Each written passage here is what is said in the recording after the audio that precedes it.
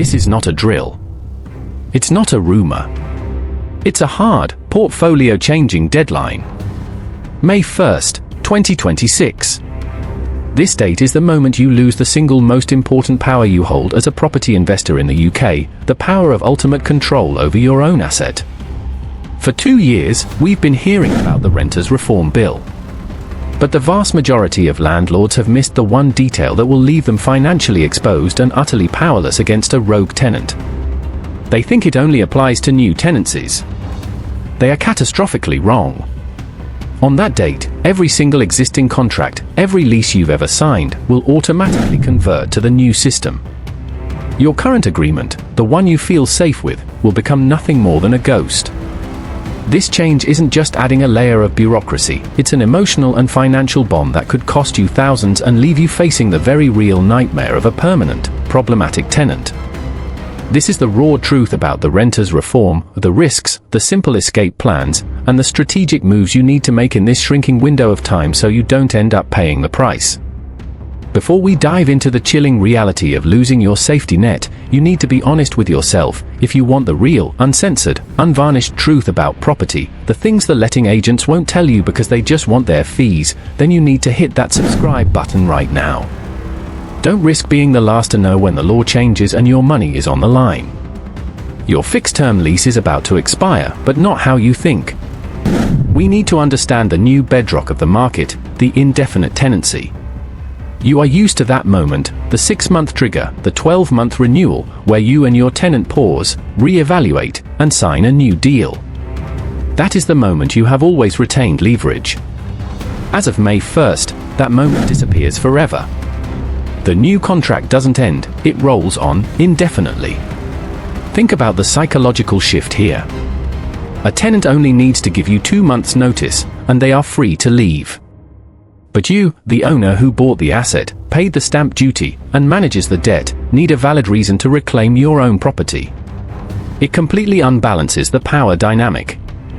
It creates the very real risk of the tenant for life scenario. Your tenant knows they are protected until they choose to leave, or until you can prove a case in a congested court. This is the new, scary reality, and it forces us to confront the biggest legal travesty of the bill. Section 21 wasn't evil. It was your insurance. For every honest, professional landlord, Section 21 was the ultimate insurance policy. It wasn't used for fun, it was the mechanism you used when all communication failed, when a tenant broke a rule you couldn't prove, or when the situation was simply toxic. It was the law that guaranteed you, eventually, got control of your asset back. Now, it is officially gone. You can only end a tenancy by proving a ground for possession. And this is where the emotional cost of this bill hits its peak. Imagine this, your tenant is always late with rent, not 3 months late, but consistently 10 days late. They've breached the tenancy agreement by smoking inside, and the neighbor is calling you every week complaining about noise, but the police won't get involved. Under the old system, you serve a Section 21 notice, and your problem is solved, albeit slowly. Under the new system, you are stuck. None of those issues are clearly defined mandatory grounds for possession. You would have to go to court and plead a discretionary ground, and a judge could look at the situation and say, the breach isn't serious enough, forcing you to keep the problem tenant and watch your investment deteriorate. Section 21 was fast, guaranteed, and final.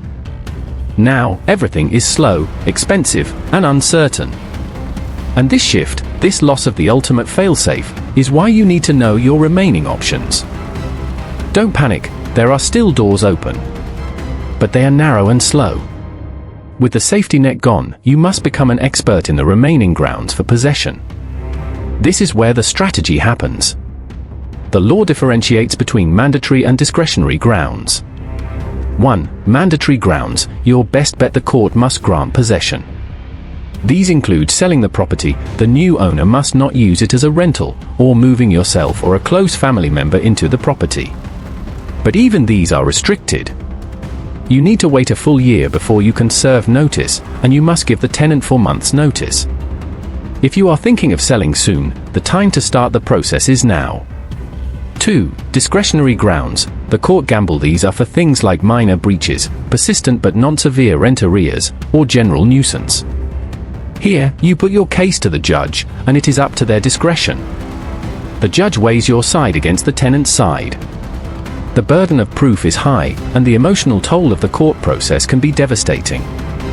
If you have a problem tenant right now, you have this small window before May to exercise your old rights. Once the fixed term ends, your ability to act decisively vanishes. You cannot rely on the new system to fix your old problems. This is the single most unfair financial element of the bill. If losing control over who lives in your property is the emotional nightmare, this is the financial one. From May, you can still raise the rent, but only once every 12 months with 2 months' notice. Fine. But the critical, system-exploiting element is the tenant's right to challenge. If they believe the increase is above market rate, they can apply to the first-tier tribunal. This gives the tenant a powerful tool for financial sabotage. Why? Because the increase does not take effect until the tribunal makes its decision, and that decision is not backdated. If a tenant challenges a £100 per month rent increase, and the tribunal process takes 6 months, which is highly likely in an overwhelmed system, the tenant has just saved themselves £600.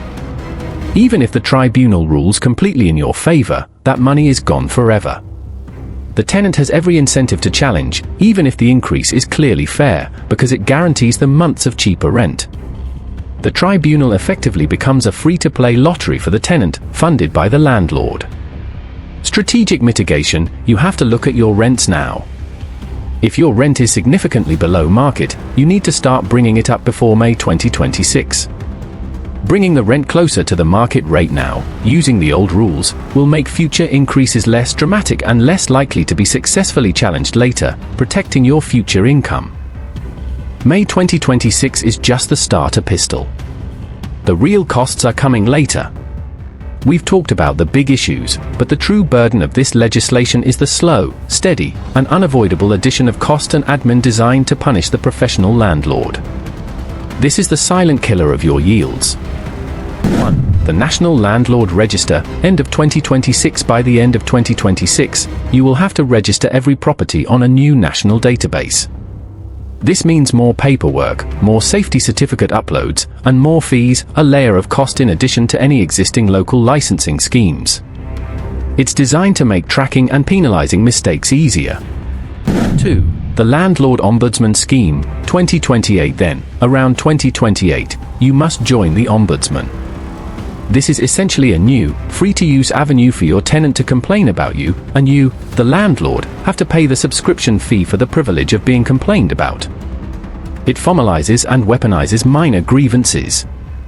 3. The Decent Home Standard, 2030 plus. Finally, the Decent Home Standard will introduce a whole new set of rules on property condition. While newer properties may be fine, if you own older housing stock, this could trigger mandated, unavoidable, and expensive refurbishments that decimate your cash flow. This isn't just regulation, it's a slow, steady, calculated increase in friction and cost that makes your entire investment feel less like a secure asset and more like an unsustainable, frustrating part-time job. If you are already struggling with the administrative load, you must ask yourself, are you willing to adapt, or is it time to consider an exit? We've covered the core changes, the loss of Section 21, the indefinite tenancy trap, the rent sabotage, and the escalating cost of compliance. It feels unfair. It feels like a fundamental betrayal of your rights as a property owner. But this is the reality of the market now. The history of UK property legislation shows that while seismic changes are always a massive shock at first, like the banning of tenant fees or the initial introduction of licensing, the professional, long-term investor always adapts. The lazy, casual, or non-compliant landlords are the ones who are gradually pushed out. This bill will raise the bar for entry, making it harder for amateur landlords to survive, which paradoxically means those who remain will have a more professional landscape. So, don't panic. Take your portfolio seriously. Invest in better tenant selection than ever before. Understand your new legal grounds. But ultimately, the true threat to your property investment isn't the legislation you can see. It's the unexpected, quiet costs, the thousands of pounds you lose every year without realizing it. The most successful landlords aren't the ones who fight the law, they're the ones who avoid the one massive, overlooked mistake that costs every single investor thousands of pounds, completely unrelated to the Renters Reform Bill.